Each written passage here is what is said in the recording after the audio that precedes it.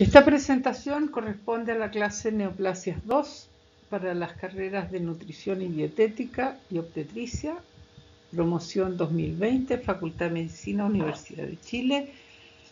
La profesora Inés Pepper les hará la presentación.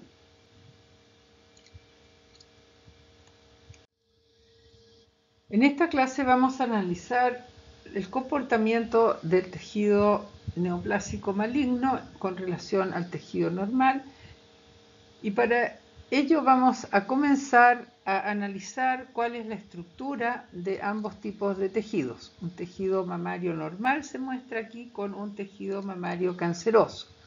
Entonces, lo que yo les pido es que ustedes observen ambas láminas y hagan una lista de las diferencias que observan entre ambas imágenes histopatológicas. Ello les permitirá darse cuenta de que existen muchísimas diferencias, sobre todo en lo que se refiere a su organización. Genéricamente podemos decir que en un tejido normal, como aquel que les muestro de la glándula mamaria, o en cualquier otro, está ausente la selección natural en base a la competencia. En este aspecto, el cuerpo sano es una sociedad muy peculiar donde la regla es la colaboración y no la competencia. Las células de un organismo multicelular presentan un ciclo vital que incluye nacimiento, diferenciación, senescencia y muerte. Esto, además de las limitaciones territoriales y la mantención del tamaño de las poblaciones, se logran a través de comunicaciones de las células a sí mismas o autocrino, a células vecinas o paracrino y células lejanas en los sistemas endocrinos. Entonces, estos tejidos normales mantienen su organización por la colaboración entre las células y jamás la competencia, ni por nutrientes ni por localización, que es lo que se observa justamente en las neoplasias malignas. El cáncer entonces rompe todos estos esquemas al competir con las células normales, al invadir tejidos aledaños, al destruir y viajar a otros territorios para formar colonias. Para lograr este comportamiento, estas células no obedecen a las señales del organismo, o bien pueden originar o generar señales propias poniendo a las células normales a su disposición. Compiten con ellas y ocupan su lugar, las destruyen e invaden los tejidos. Entonces podemos decir que mutación, competencia y selección natural, operando dentro de la población de células somáticas, son los ingredientes básicos del cáncer. Es una enfermedad en la cual células individuales mutadas comienzan a prosperar a expensas de sus vecinas normales. Sin embargo, al final destruyen a la sociedad celular completa y mueren junto al huésped que las originó. ¿Qué mecanismos involucra el proceso de malignización? Vale decir, la transformación de células normales en malignas. En primer lugar, y como condición sine qua non, existe una alteración genética en una célula de cualquier tejido. Esto significa entonces que cualquier tejido de nuestro organismo, cualquier célula de nuestro organismo, puede sufrir este proceso de malignización. La progenie de esta célula mutada sufre nuevas alteraciones genéticas aditivas, sumativas, constituyendo una población heterogénea en lo genético y en lo fenotípico. A medida que avanza el proceso, las células adquieren autonomía proliferativa y un comportamiento invasivo y destructivo de los tejidos que las albergan. De manera que un individuo que padece una neoplasia convive una población genéticamente heterogénea y distinta a su población de células genéticamente homogéneas. La población neoplásica es autónoma y tiene ventaja selectiva para invadir y destruir células sanas.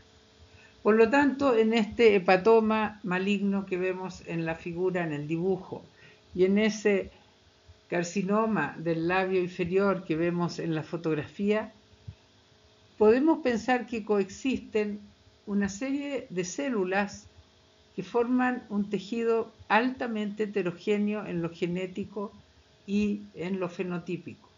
Hay células que están permanentemente proliferando, hay células que pueden estar en reposo proliferativo, hay células que pueden morir por hipoxia, básicamente, hay células resistentes al tratamiento, células sensibles a las radiaciones, células con alto poder metastásico, células con bajo poder metastásico, células metabólicamente muy activas, células que no son tan activas, células medianamente diferenciadas, células totalmente anaplásicas, etc. Vale decir, la heterogeneidad genética y fenotípica es lo que se manifiesta en estas neoplasias malignas, lo cual hace muy difícil en muchas ocasiones el tratamiento. ¿Cómo surge esta población de células cancerosas? Como dice aquí, el cáncer surge a raíz de reiterativos procesos de expansión clonal, diversificación genética y selección clonal dentro de ecosistemas tisulares.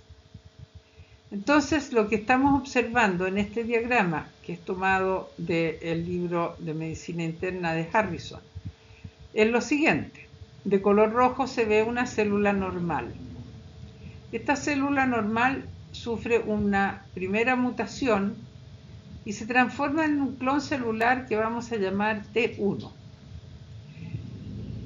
Esta célula entonces prolifera con esa mutación y adquiere una segunda mutación originando un clon celular T2 y posteriormente un clon celular T3 a partir del T2. Sin embargo, este clon no prospera y ambas células mueren, las células hijas del clon T3. Pero en el clon T2 surge un clon T4 que prolifera y a partir de allí un clon T5 que también prolifera y posteriormente un clon T6 y así sucesivamente. Por lo tanto, si nosotros consideramos una célula del clon T5, podemos decir que esa célula tiene la mutación 1, la mutación 2, la mutación 4 y la mutación 5. Entonces, en un tumor, en una neoplasia maligna, encontramos conviviendo células que tienen una gran cantidad de mutaciones y que difieren entre sí en cuanto a su genotipo. De esta manera, entonces, surge la heterogeneidad genética en las células neoplásicas malignas. Ahora, estas alteraciones genéticas, ¿de qué tipo son? Hay mutaciones puntuales, donde un nucleótido cambia por otro. Aquí se muestra un CG que se cambia por un TA por una mutación puntual.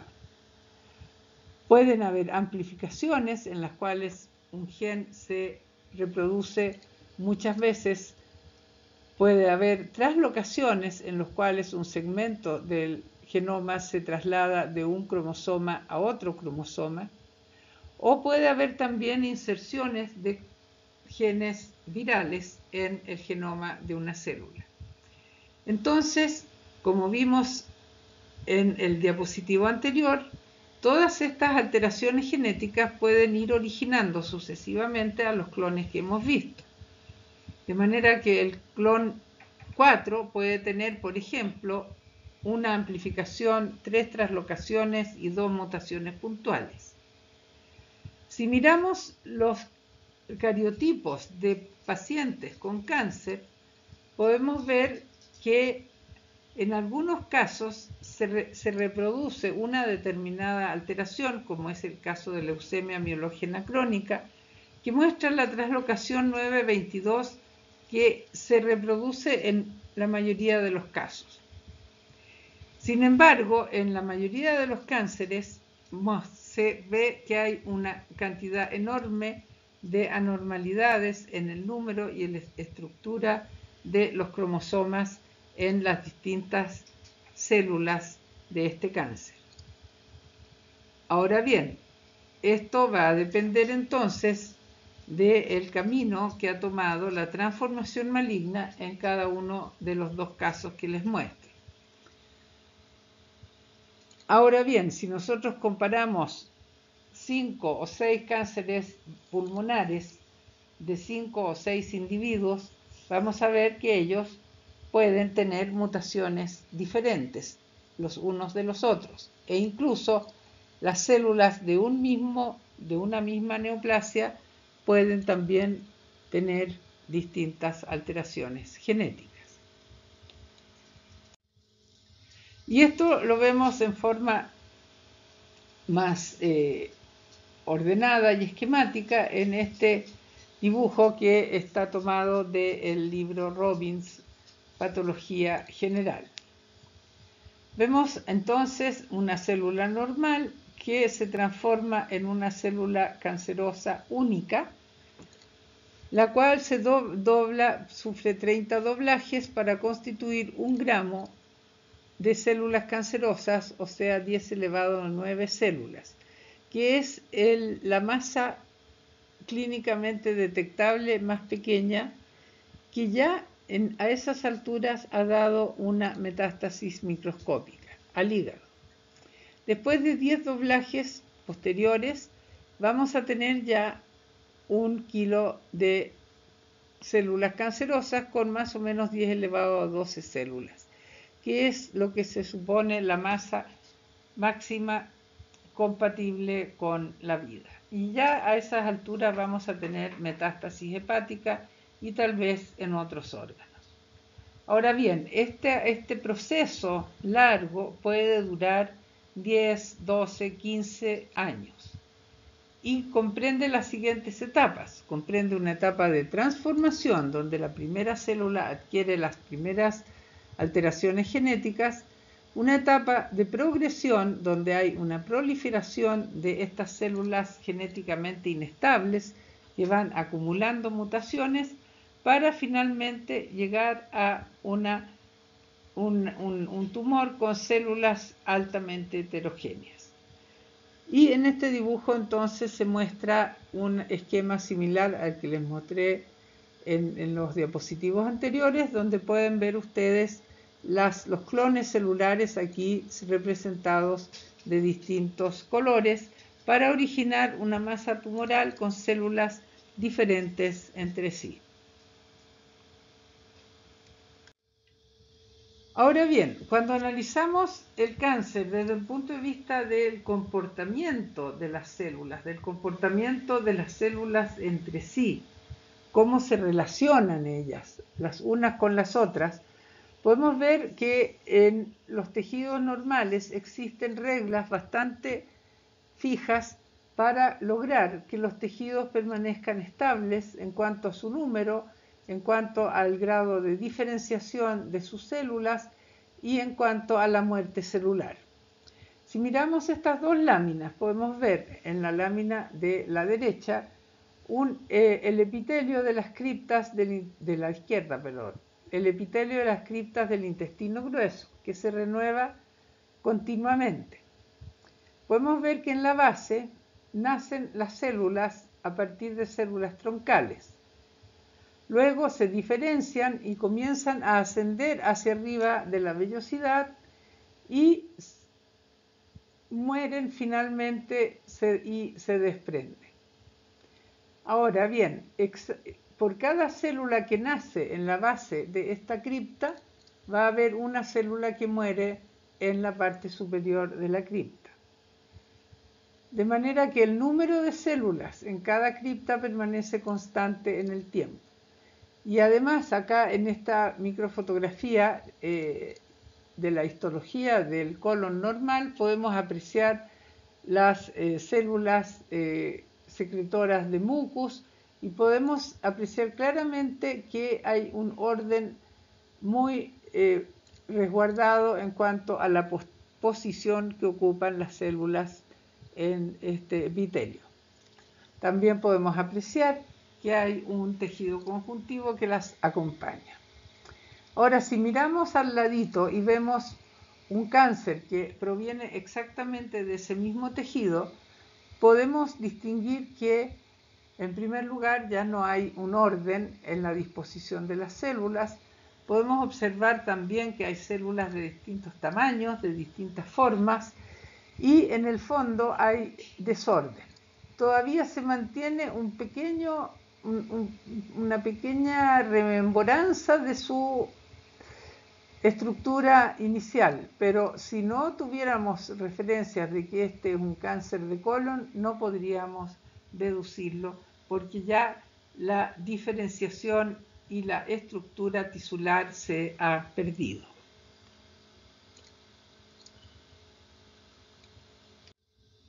Entonces, podemos decir que los componentes de la vida social de las células normales son básicamente tres.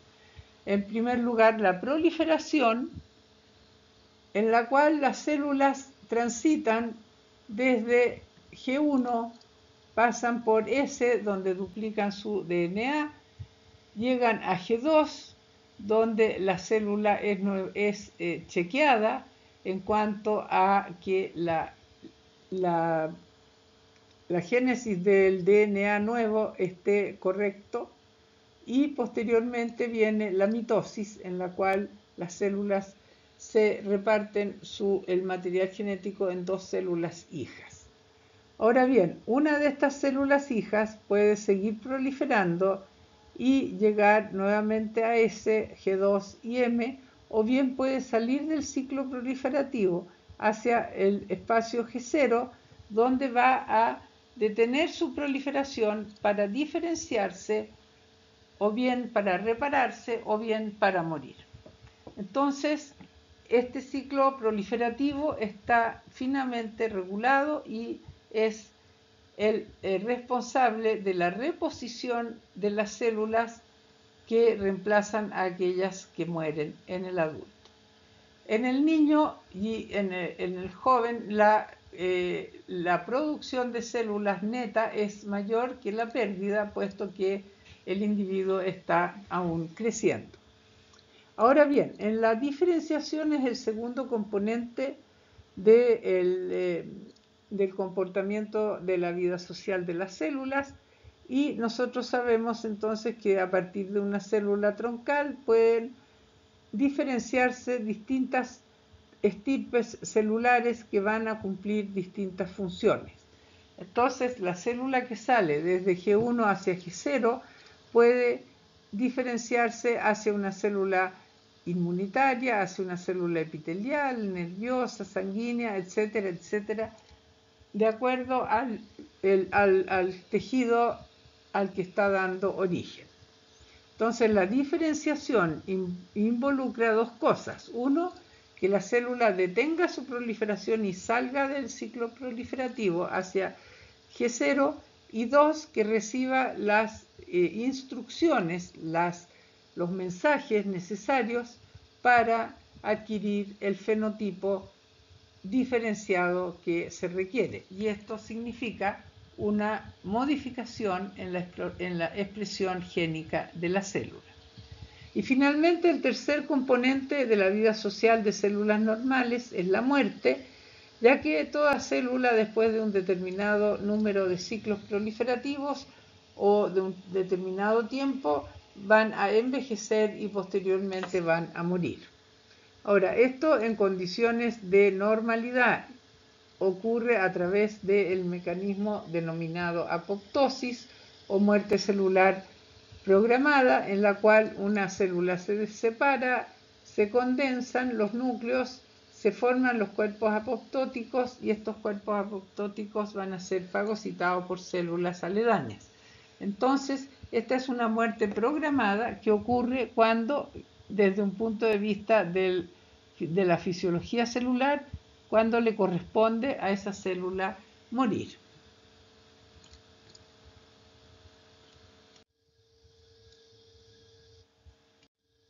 Entonces, si nosotros miramos de qué genes son los que están alterados o que se alteran en el proceso de malignización, podemos decir que se han determinado, y esto corresponde al año 2010, más o menos 384 genes involucrados en la transformación maligna, o sea, más o menos el 2% del genoma humano,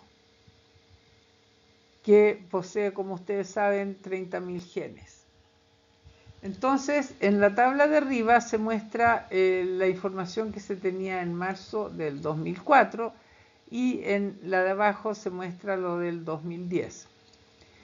Esto se lo dejo, a pesar de que es del 2004, para que ustedes vean las cifras relativas que aún siguen vigentes. Por ejemplo, el 90% de los genes que se encuentran alterados en el cáncer son genes somáticos y el 20% muestran mutaciones en las líneas germinales y el 10% en ambas líneas.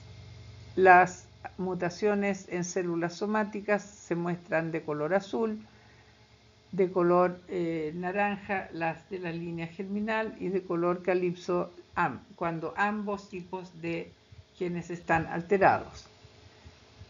Ahora, la mutación más común que ocurre es la translocación cromosómica, que crea un gen quimérico, vale decir, formado por dos genes que se unen al existir esta translocación.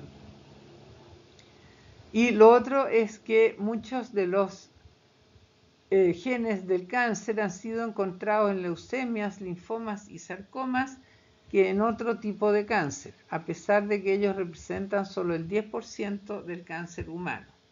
Y estos genes están entonces generalmente alterados por la translocación cromosómica. Y el dominio más común que está codificado por genes del cáncer son proteína quinasas, o sea, la fosforilación en las células cancerosas está alterada. Veamos un ejemplo de genes alterados en el cáncer. Unos genes muy importantes son los genes BRCA1 y BRCA2, que son responsables de más o menos el 5% de los casos de cáncer de mama y de más o menos el 25% de los cánceres heredados, cánceres de mama heredados. Entonces, estos genes BRCA1 tienen un riesgo mayor de desarrollar, o sea, las personas que tienen estos genes alterados tienen un mayor riesgo de desarrollar cáncer de mamas, un 50 o un 85% más riesgo, o un segundo cáncer primario de mamas o un cáncer de ovario, y otros que también se están describiendo. Ahora bien, esto significa que algunas personas que heredan estos genes alterados, estos genes BRCA1 y BRCA2 alterados, van a tener una mayor probabilidad de generar un cáncer. Y de hecho existen personas que se hacen una mastectomía para evitar que aquello ocurra. ¿Qué tipos de genes se alteran en el camino hacia el cáncer? Yo creo que ustedes ya tienen la respuesta, ya que vieron que las alteraciones fundamentales del comportamiento social de las células cancerosas se refieren a la proliferación, a la diferenciación y a las muertes celulares. Por lo tanto, es obvio pensar que los genes que están involucrados generan productos que regulan el ciclo proliferativo, estimulando a las células a multiplicarse, como es el caso de los protooncogenes, o bien alteran a los genes que detienen el tránsito de las células por el ciclo, como es el caso de los genes supresores. Ahora bien, en estos esquemas se muestra entonces el ciclo proliferativo, la replicación del DNA en el periodo S, después el periodo G2, periodo M y periodo G1, y se puede ver que hay dos puntos de restricción o de control, uno en G1, otro en G2, y las siglas que están señaladas acá son siglas que corresponden ya sea a genes supresores o en algunos casos genes protooncogenes alterados, o sea, oncogenes. Entonces podemos mirar, por ejemplo, que están involucrados diversas proteínas ciclinas y ciclinas en el control del ciclo proliferativo. En el segundo recuadro podemos ver algo que es bien importante, y es cómo funciona la regulación de este ciclo proliferativo que hemos descrito a través de factores de crecimiento o factores inhibidores de la proliferación celular. Acá no me interesa que ustedes sepan cuáles son los nombres o las relaciones entre las distintas moléculas. Lo que me interesa que ustedes vean es que existe una secuencia de moléculas que interactúan para llevar a la transcripción de determinados genes que tienen que ver con la proliferación celular y que regulan la proliferación celular. Y son justamente estos genes de la comunicación de señales los que están fallando en el cáncer debido a la alteración de los protooncogenes que se constituyen en oncogenes. Por lo tanto, en una célula cancerosa lo que está fallando es la obediencia a estas señales de parte de las células que proliferan sin que hayan recibido el estímulo para hacerlo.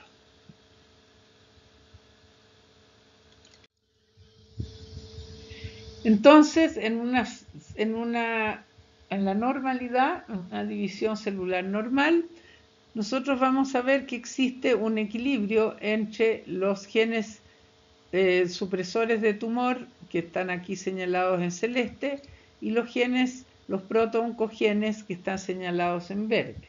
Entonces, en este caso, cuando hay un equilibrio, hay un ciclo celular bajo control, y la célula prolifera cuando tiene que proliferar, se diferencia cuando tiene que diferenciarse y muere cuando tiene que morir. Y eso constituye un tejido normal.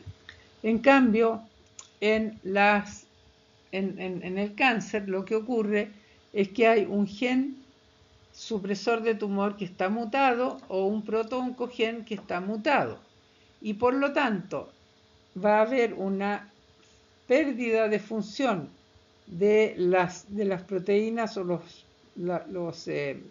las moléculas que detienen el ciclo proliferativo. Esas ya no funcionan, y las proteínas y factores de crecimiento que estimulan la proliferación están sobreexpresados. Entonces, los que frenan no están y los que estimulan están sobreexpresados, y eso hace entonces que la célula esté permanentemente estimulada a proliferar. Entonces tenemos los protooncogenes y los oncogenes. Los protooncogenes, como dije, son genes que regulan la proliferación celular y codificando proteínas encargadas de la comunicación, transducción y transcripción de elementos necesarios para que todo funcione armónica y equilibradamente. En cambio, el oncogen es una versión alterada de un protooncogen que, cuando está sobreexpresada, conduce a la transformación maligna, como se observa en esta lámina. Entonces, abajo se representa un protooncogen que sufre una mutación o una duplicación o una translocación, lo que hace que la secuencia esté mal codificada o que haya demasiadas copias del gen o que un gen se ubica cerca de un promotor que lo hace copiarse muchas veces más de las necesarias. En cambio, los genes supresores lo que hacen es que generan proteínas que detienen el ciclo proliferativo celular para que la célula salga del ciclo con el fin de iniciar su diferenciación, para que inicie la reparación del DNA antes de ingresar a la fase S del ciclo celular, o para que inicie su muerte celular programada en el caso de tener daño irreparable en el DNA. En esta imagen podemos ver cómo se produce un desbalance entre los protooncogenes y los genes supresores del tumor. Cabe hacer notar que los productos de ambos tipos de genes no se inhiben el uno al otro, sino que actúan en forma diferente. En este dibujo aparecen dos copias del gen supresor de tumores y dos copias de los protooncogenes que cuando están en equilibrio hay una proliferación regulada de acuerdo a los requerimientos del tejido en cada momento.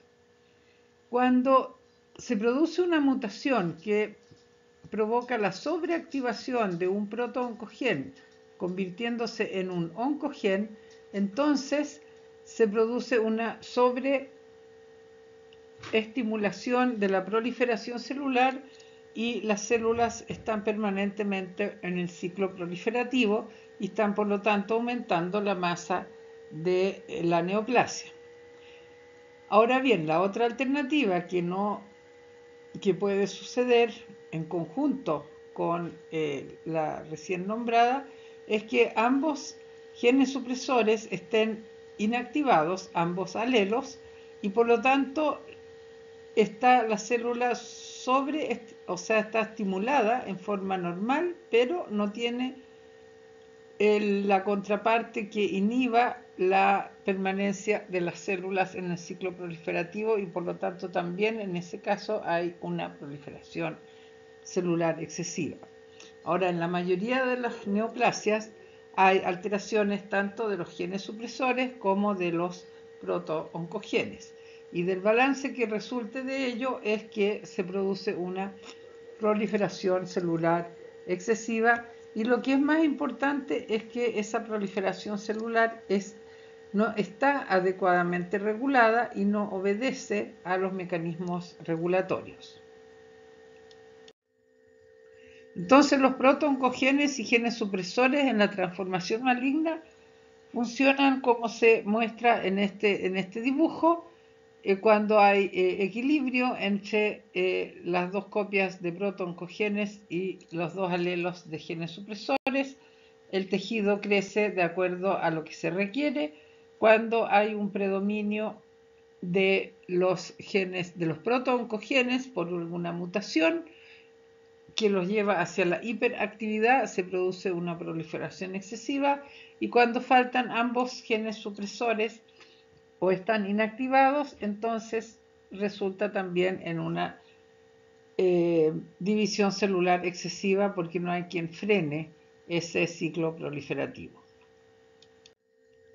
Ahora, ¿con quién están relacionados los productos de protooncogenes y genes supresores? Aquí en este dibujo, que pertenece al libro Robbins de patología estructural y funcional, se muestra una membrana celular con receptores para factores de crecimiento y factores de crecimiento dibujados en color rojo, y posteriormente la proteína transductora de señales que está codificada por el protooncogen RAS, y todo lo que corresponde al color rojo son productos de protooncogenes que cuando están alterados entonces producen una excesiva proliferación. Por ejemplo, si la célula está secretando una cantidad excesiva de factores de crecimiento, se autoestimula para proliferar sin ninguna restricción. Si hay un receptor que se queda permanentemente prendido, a pesar de que el factor de crecimiento no esté, también tenemos una proliferación excesiva. Si la señal de transducción, si la proteína que transduce la señal está siempre on, siempre prendida, también va a haber permanentemente un estímulo para que se expresen los genes que tienen que ver con la proliferación celular. También pueden haber productos de protooncogenes que son factores de transcripción como el MYC o reguladores del ciclo celular como el CDK4 y la ciclina D. Ahora bien, los genes supresores, por otra parte, codifican proteínas que pueden ser receptores para factores de crecimiento, como el factor de crecimiento transformante beta, que lo que hace es inhibir el crecimiento, inhibir la proliferación. Y también puede haber moléculas de adhesión que detienen normalmente al ciclo proliferativo y que corresponden entonces a proteínas codificadas por genes supresores. Asimismo está la proteína APC y otras, como la proteína RB, la P50, que se conecta con la P53, etc. Lo que interesa entonces es que hay un juego entre los productos de protooncogenes, los productos de genes supresores y los productos de genes los productos génicos que reparan el DNA o productos génicos que regulan la apoptosis. Entonces, del interjuego entre todos estos productos va a resultar que la célula cancerosa prolifera sin que nadie la detenga.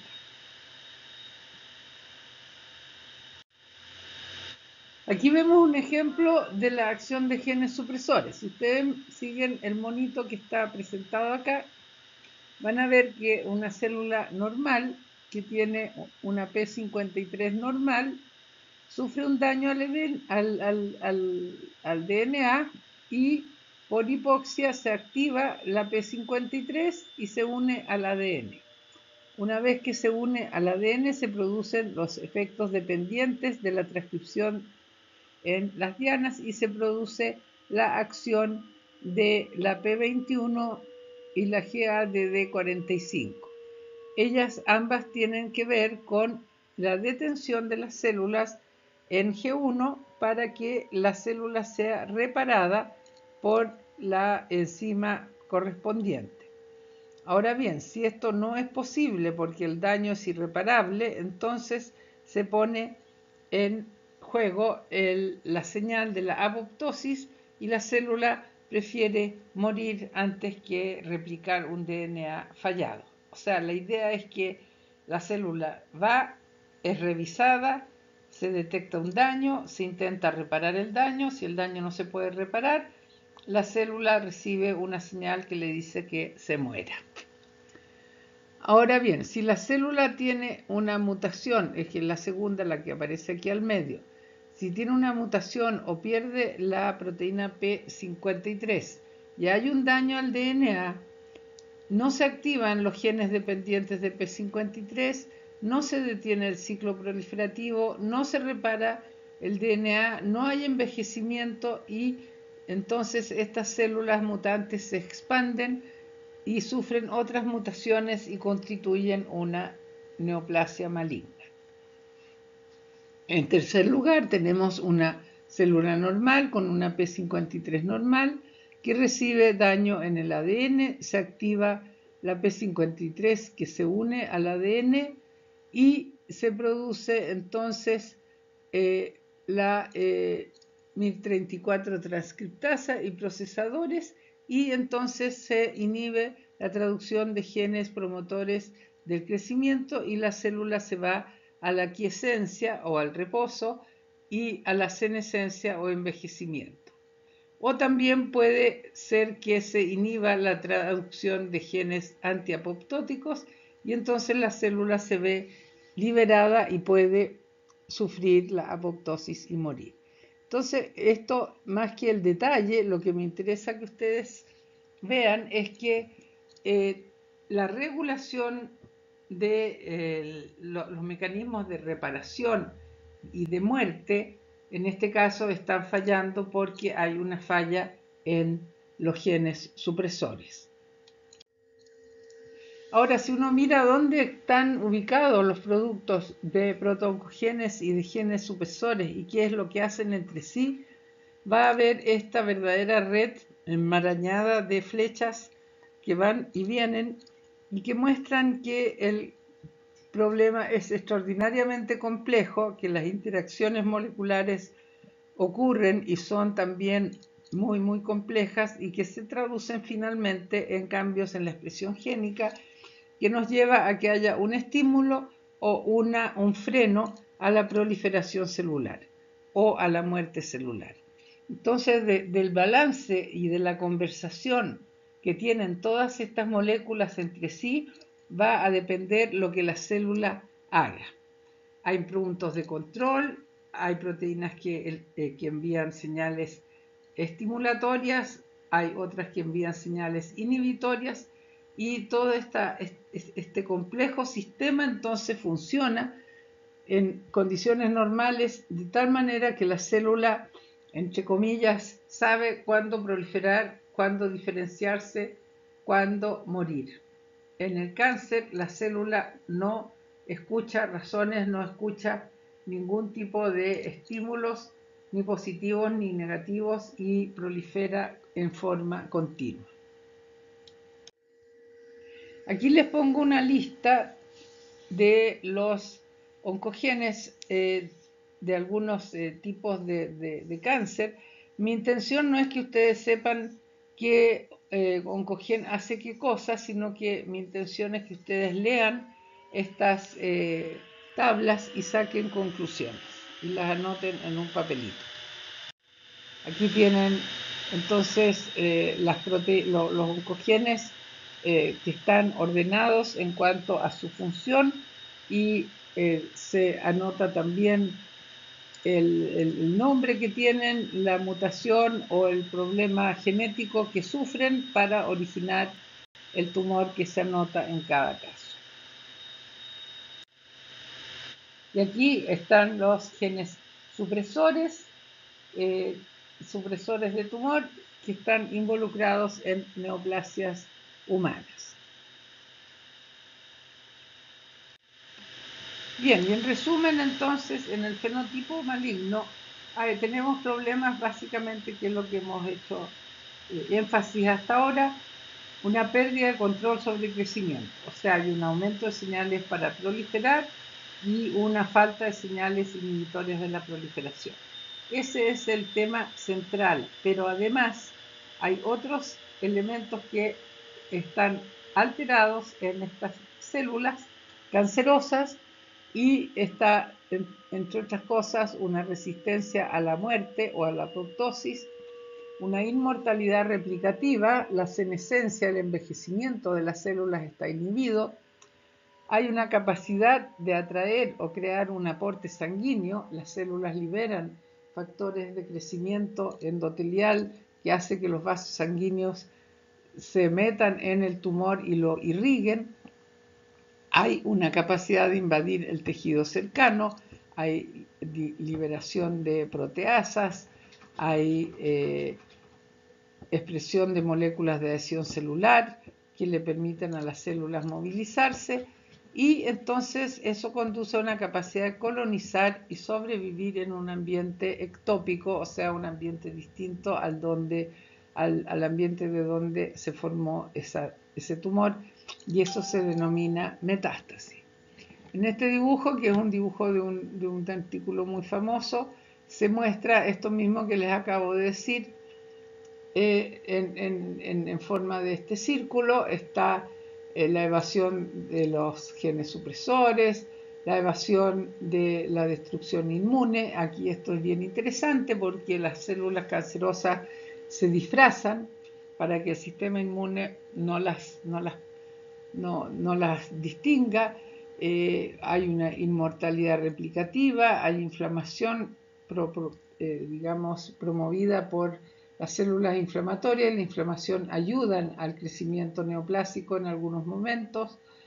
hay una activación de la invasión y metástasis, una inducción de angiogénesis, hay mutaciones genómicas que llevan a la inestabilidad, hay resistencia a la muerte celular y hay desregulación de las energías celulares y hay entonces una permanente señalización hacia la proliferación. Todo esto actuando junto nos explica por qué las células cancerosas son autónomas en su proliferación e invasivas y destructivas en su comportamiento.